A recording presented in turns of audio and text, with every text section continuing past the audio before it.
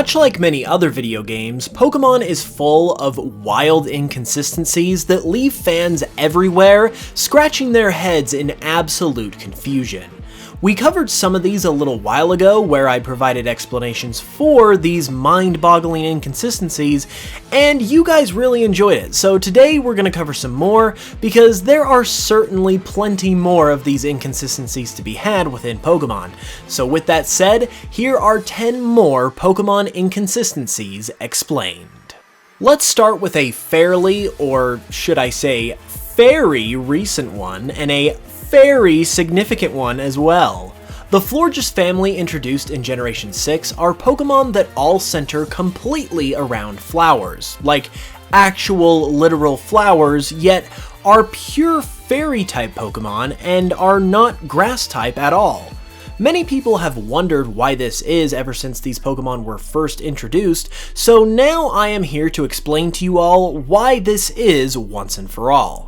The explanation is rather short and sweet for the first two stages of this family, Flabebe and Floette, as these two Pokémon simply carry around flowers, which aren't attached to them at all.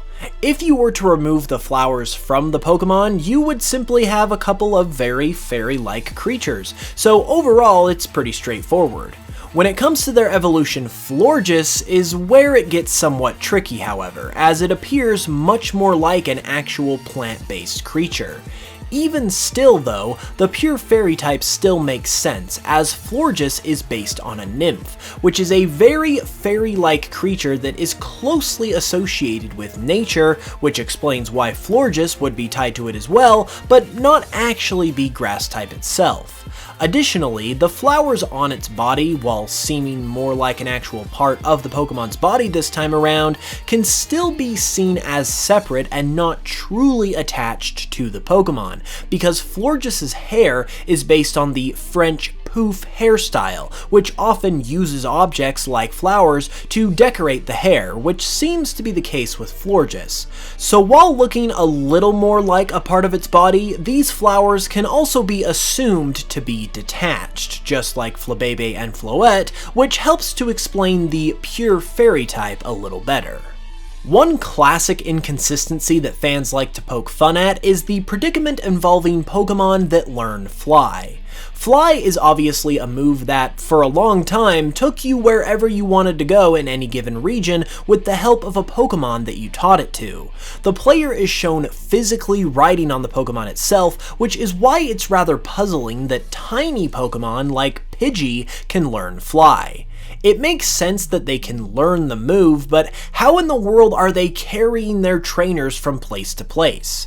Well, I think I have a pretty solid answer. As I said, these Pokemon can learn the move Fly, but that isn't what gives them the ability to literally fly. As birds, any old Pidgey or Tailo or whoever can naturally fly outside a battle because that's just what they do. So that brings up a question of what is the difference then between regular old flying and the Fly HM? They seem to be two separate things, but what exactly makes them different? Well, the key point of the Fly HM is to give your Pokemon the ability to carry people around, and it's also really worth noting that HMs are man-made as well. So it seems like Fly, the move, is actually more of an ability like airbending, for lack of a better term. It's a move that physically allows for the transportation of people regardless of the Pokemon's size, because they're not flying the regular way like they could anyway without the move. They're instead flying in a special airbender-like way that in turn allows them to carry the extra weight. The fact that many flying types can learn this move, but only a very small handful of Pokemon learn it naturally by level up, illustrates this distinction even more, in my opinion, between regular old flying and the move Fly, and I think it really helps to solidify the idea that more is involved than just picking up their trainer and flapping their wings when you use the move.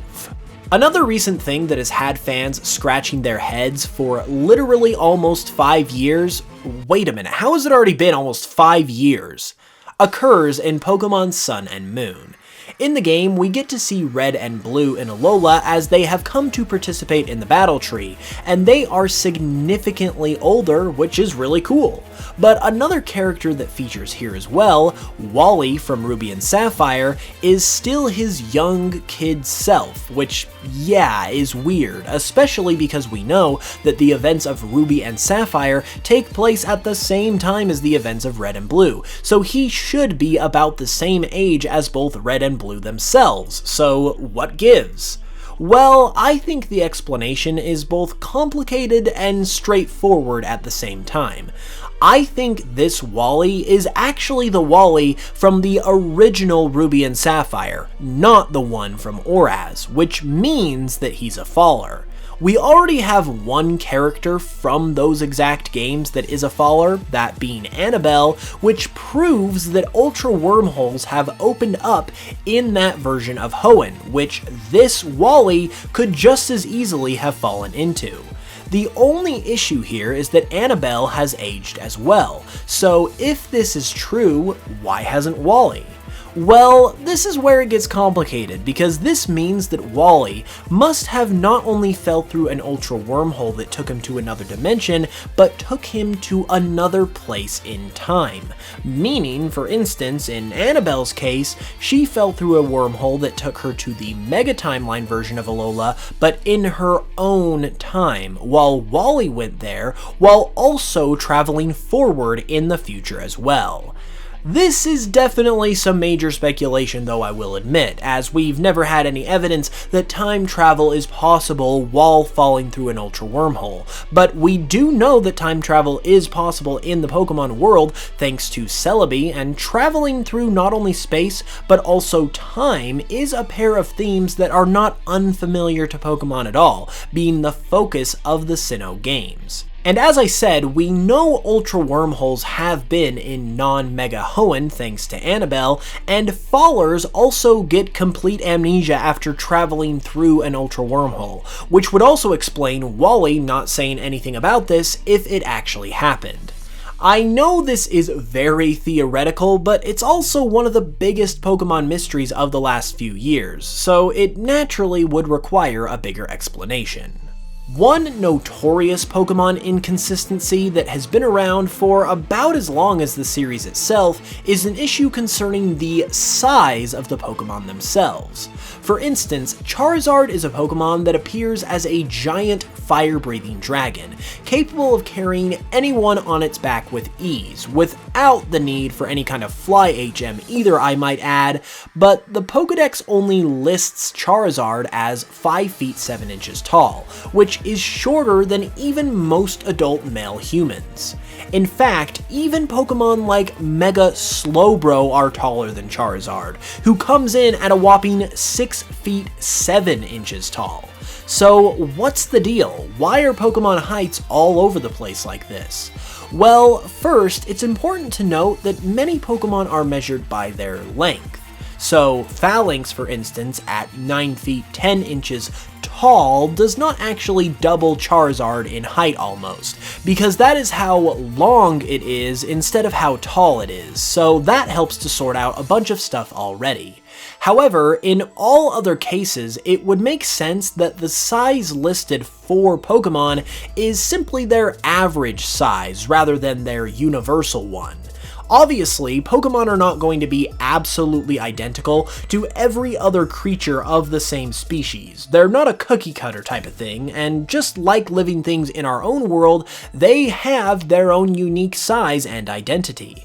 So while there might be some 5'7" Charizards out there, there are probably some 7 feet ones too, if people's size is anything to go by anyway, and this would be the case for all Pokemon.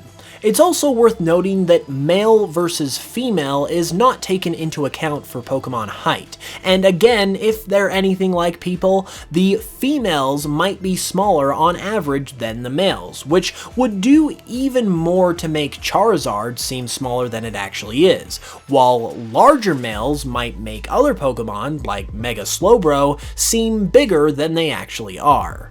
This is an idea that I feel like can be pretty well accepted as fact, because this inconsistency ultimately comes down to us taking the limited information that the Pokédex gives us a little too literally, and not really considering all these other factors that would naturally be present. Something else that people have always poked fun at is the fact that Pikachu has lost some weight over the years. Once a chubby little ball of yellow, Pikachu has slimmed down more and more over the years, to the point where it's become genuinely noticeable, and people have started to make jokes about it. However, while Pikachu hasn't maintained the same exact appearance over the years, it's not just because Game Freak wanted their mascot to look fit. There's actually an official reason behind the change.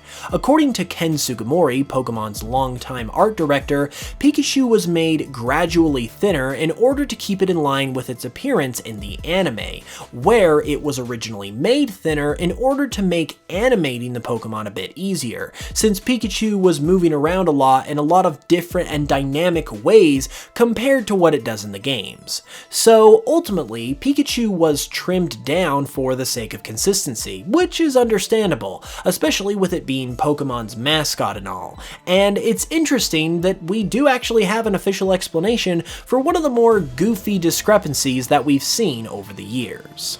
So if you've watched this video up until now, odds are you like Pokemon, which is why you will probably enjoy the very kind sponsor of today's video, Professor Silver. Professor Silver is actually a fellow YouTuber whose channel is all about the Pokemon anime, and more specifically, he covers the complete history of all of the anime's most iconic Pokemon, discussing all of their major battles, character development, and more. He uploads every week, and his videos are all really well made as well, so be sure to give his channel a look with the link in the description and tell him I sent you and tell him thank you for sponsoring the channel. I would recommend the Jesse's Mimikyu video personally, but like I said, all of his videos are really well made, and I'm sure you'll enjoy them. Next, let's talk about one big elephant in the room in this category: Arceus. Arceus is the god of the Pokemon world, and as such, many have commented on the irony that God is able to be captured and controlled by 10-year-old kids. We understand that the idea of the game is to catch them all, but come on, there's gotta be some limit to that, right? The fact that we can actually catch the Pokemon world's god and add it to our team is a little overboard, isn't it? Well, maybe not as much as you might think. First, it does make sense that a Pokeball could catch Arceus, technically speaking, because Pokeballs essentially convert Pokemon into infinity energy upon catching them, and Arceus, as a Pokemon, even if it is God, would be subject to this as well. However, it is also very true that as God, it could not be caught against its will, which means that you're not actually entrapping Arceus and forcing it to do your bidding, but it is actually choosing to join you, which is also more or less true for every Pokemon.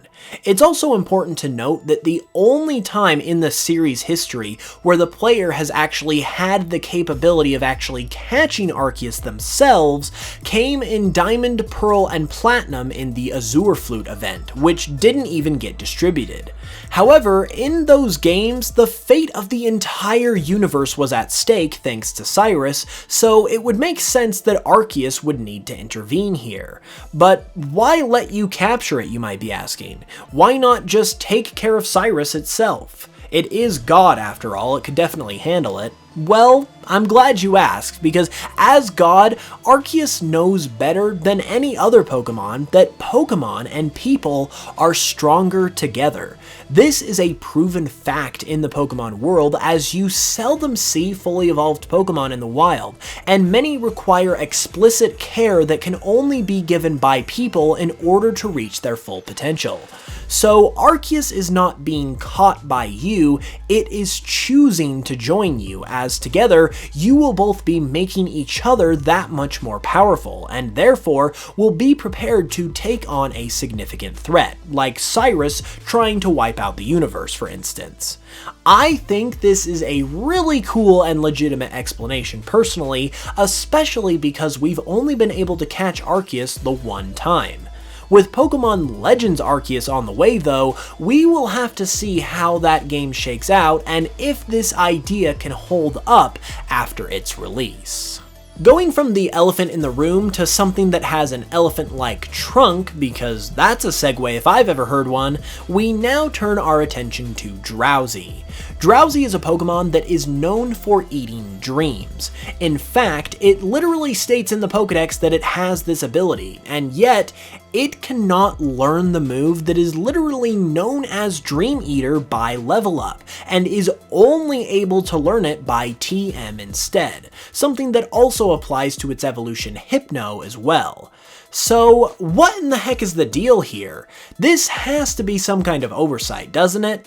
Well, from a development perspective, yes, that very possibly could be the case, but in terms of the Pokemon world itself, we can actually explain it in a rather simple way, and the explanation is actually the same as it was for the Arceus point, that being that Drowsy cannot learn Dream Eater on its own because it needs a trainer in order to reach its highest potential, which is why it learns this move through TM instead.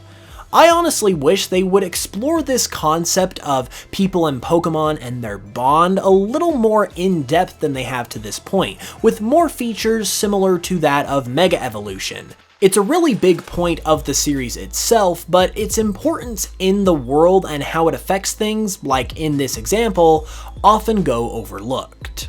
Another inconsistency that we have an official explanation for from an actual developer concerns Lugia, and why the heck it is not water type despite literally being called the Guardian of the Sea. You may have heard this one before because the explanation has been around for a while, but it starts with the fact that Lugia, and therefore its status as the Guardian of the Sea, was created specifically for the anime, with no real intention to put it in the games originally. When Lugia was eventually included in the games though, it obviously had to be integrated into the functionality of the games themselves, which is very different from the anime. One of these aspects obviously involves giving it an official type, and according to Shigeki Morimoto, Flying was given to Lugia because it has wings, but Psychic became its other type instead of Water because during the time of Generation 2, Psychic was seen as a very powerful type, and thanks to Pokemon like Mewtwo and Mew, was even seen as sort of a legendary type, so Psychic was opted for instead of Water to help Lugia align more closely with its legendary status. Similar to the flying Pokemon conundrum, another weird quirk that fans like to poke fun at is the concept of Pokemon breeding. I'm sure you've all heard a joke or two about Skitty and Wailord being able to breed, but it is time to explain this weird scenario once and for all and finally put the jokes to bed. Well, okay, maybe the jokes can stay because they are pretty funny, but as it concerns how weird breeding stuff like this actually happens, I think the root of the answer lies in what two mating Pokemon actually produce, which is an egg. The fact that it's an egg that is produced specifically, though, has to do with Arceus, which I explain in this really old video right here, but it is also one of my best theories ever, so feel free to check it out if you want to learn more. Anyway, this can even explain why the daycare people are always talking about how they aren't sure how your Pokemon had an egg and where it came from, which has also been the subject of a lot of jokes, but if they are created by Pokemon essentially swapping and combining their infinity energy, that would be a rather mystical thing that would be easy even for a daycare person to not understand. Now, as far as how the Pokemon blend their infinity energy together to create their baby, that's a whole other explanation altogether that I will let you all speculate on, but I think this idea does a pretty good job of explaining a lot of those Skitty Wailord type quirks within the concept of Pokemon breeding. Finally, our final topic of the video concerns type effectiveness. While not really an inconsistency per se, some of the type matchups in Pokemon can be pretty puzzling as to why they operate the way they do. This could honestly be a whole video on its own, so I'm not going to explain every single type matchup, but I am going to cover some of what I believe are the most confusing ones, and if you have another explanation or want to touch on a matchup I don't mention, feel free to leave it in the comments below. Anyway, one of the more universally confusing type matchups is probably Bug being strong against Dark. It doesn't really make inherent sense like water being strong against fire, so it requires some thinking to figure it out. The Dark type is known as the evil type in Japan, which is going to be really important to note here, because that means it's not really going to have anything to do with actual darkness like you may think. Anyway, with how it is known as the evil type in Japan, I personally think this matchup has a lot to do with Japan's relationship with bugs. While it's common in the West to see bugs as gross and creepy, Japan apparently adore bugs and hold them very highly within their culture. Heck, the creator of Pokemon himself, Satoshi Tajiri, loved bugs and originally wanted to be an entomologist before he got involved with video games, and his bug collecting inspired the Pokemon concept itself. So it's almost as if Bug being strong against Dark is like the bugs fighting back against their negative stereotype that they have, and showing what they have to offer. That is just an idea, but I really feel like that's the gist of it, which is actually really cool. Another matchup that strikes me as odd initially is Psychic being strong against Poison. That to me just seems off at first glance, but it actually makes a lot of sense if you think about it. The Poison type revolves around just that, poison, and poison comes in the form of toxins and germs and things that make us sick. Well, the Psychic type revolves around the mind, so I believe the matchup here is symbolic of knowledge being used in the form of science to attack various diseases and sicknesses by developing cures. That doesn't really translate directly into Pokemon, which is why this matchup might seem kind of abstract, but it's as good of an explanation as any in my opinion. Lastly, the other matchup I wanted to talk about that seems the most confusing to me personally is Ground being strong against Poison. That seems even more off than the last one, and to tell you the truth, I'm not even quite sure about the explanation I have, so if you all have any ideas, again, leave a comment below. Anyway, as we have stated, the Poison type is all about toxins and sickness and whatnot, and their power comes from being able to negatively affect that which is living. The earth itself, in terms of the dirt, is not living, so Poison doesn't really have any inherent power over the ground, which would explain it being weak to ground, and conversely, and probably more importantly, why ground is strong against it. That is more of a loose explanation though, if I'm being completely honest, so be sure to leave your thoughts on this topic and any other matchups I didn't mention in the comments below. So, there you have it. If you guys enjoyed, be sure to like and subscribe for more, and I hope you enjoyed the video. With that said, I will see you all soon with another one, and until then, as always, I love you all, and I will smell you guys later.